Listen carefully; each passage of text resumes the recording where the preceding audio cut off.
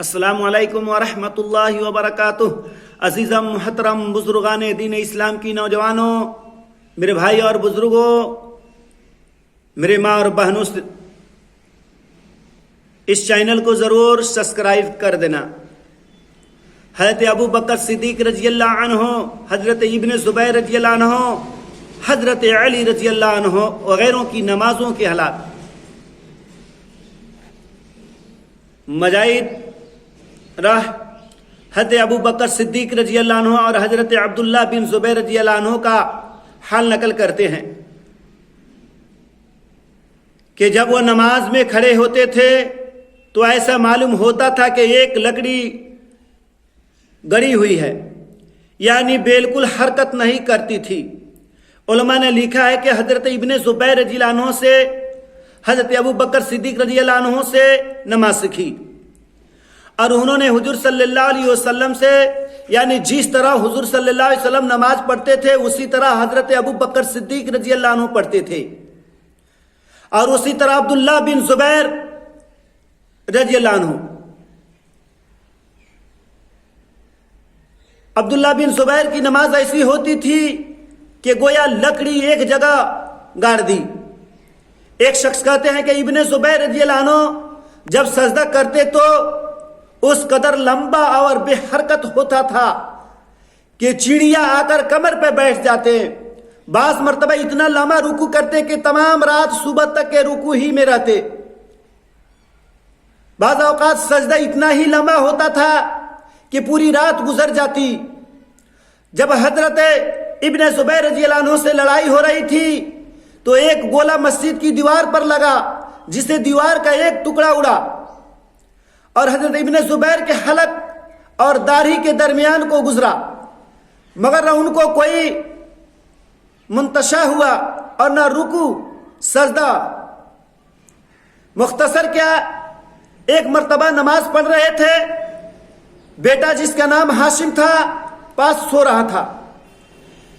چھت میں سے ایک سانپ گرا اور بچہ پر لپٹ گیا۔ وہ چلایا، گھر والے سب دوڑے ہوئے آئے، شور مچ گیا۔ اس سانپ کو مارا۔ ابن زبیر رضی اللہ عنہ اسی اطمینان سے نماز پڑھ رہے تھے۔ سلام پھیر کر فرمانے لگے، کچھ شور کی کیسی تھی؟ آواز آئی تھی، کیا تھا؟ بیوی نے کہا، اللہ تم پر رحم کرے، بچے کی تو جان بھی گئی تھی، تمہیں پتہ ہی نہ چلا۔ فرمانے لگے، تیرا ناش ہو، اگر نماز میں دوسری طرف توجہ کرتا تو نماز کہاں باقی رہتی۔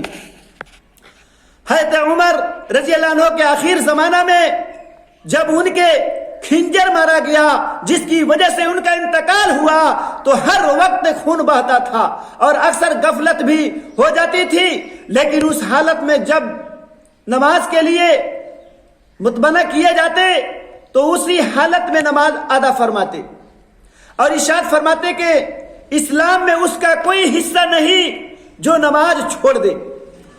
حضرت عثمان رضی اللہ عنہ تمام رات جاگتے اور ایک رکعت میں پورا قرآن شریف ختم کر لیتے۔ حضرت علی رضی اللہ عنہ کی عادت شریفہ تھی کہ جب نماز کا وقت آ جاتا تو بدن میں کپ کپی آ جاتی اور چہرہ زرد ہو جاتا۔ کسی نے پوچھا کہ یہ کیا بات ہے؟ فرمایا کہ اس امانت کا وقت ہے جس کو اللہ جل شانہ نے آسمان اور زمینوں میں اور پہاڑوں پر اتارا، تو وہ اس کے تحمل سے عاجز ہو گئے، اور میں نے اس کا تحمل کیا ہے۔ خلف رضی اللہ عنہ بن ایوب سے کسی نے پوچھا کہ تمہیں نماز میں مکھیاں دق نہیں کرتی؟ فرمایا کہ فاسق لوگ حکومت کے کوڑے کھاتے ہیں اور حرکت نہیں کھاتے اور اس پر فخر کرتے ہیں اور اپنے صبر و تحمیل پر اکڑتے ہیں کہ اتنے کوڑے مارے میں ہلاک تک نہیں، میں اپنے رب کے سامنے کھڑا ہوں اور ایک مکھی کی وجہ سے ہٹ کر جاؤں۔ مسلم بن یسار جب نماز کے لیے کھڑے ہوتے تو اپنے گھر والوں سے کہتے کہ تم باتیں کرتے رہو، مجھے تمہاری باتوں کا پتہ ہی نہیں چلے گا۔ ایک مرتبہ بصرہ کی جامع مسجد میں نماز پڑھ رہے تھے کہ مسجد کا ایک حصہ گرا، لوگ اس کی وجہ سے دوڑے، وہاں جمع ہوئے، شور و شغب ہوا، مگر ان کو پتہ ہی نہ چلا۔ حاسم اسم سے کسی نے ان کی نمازوں کی کیفیت پوچھی تو کہنے لگے کہ جب نماز کا وقت آتا ہے تو وضو کے بعد اس جگہ پہنچ کر جہاں نماز پڑھوں تھوڑی دیر بیٹھتا ہوں کہ بدن کے تمام حصے میں سکون پیدا ہو جائے، پھر نماز کے لیے کھڑا ہوتا ہوں۔ اس طرح کے بیت اللہ کو اپنی نگاہوں کے سامنے سمجھتا ہوں، اور پلسرات کو پاؤں کے نیچے، جنت کو دائیں طرف اور جہنم کو بائیں طرف، اور موت کے فرشتے کو اپنے پیچھے کھڑا ہوا خیال کرتا ہوں اور سمجھتا ہوں کہ یہ آخری نماز ہے۔ اس کے بعد پورے خشوع و خضوع سے نماز پڑھتا ہوں، اور اس کے بعد امید اور ڈر کے درمیان رہتا ہوں کہ نہ معلوم قبول ہوئی یا نہ ہوئی۔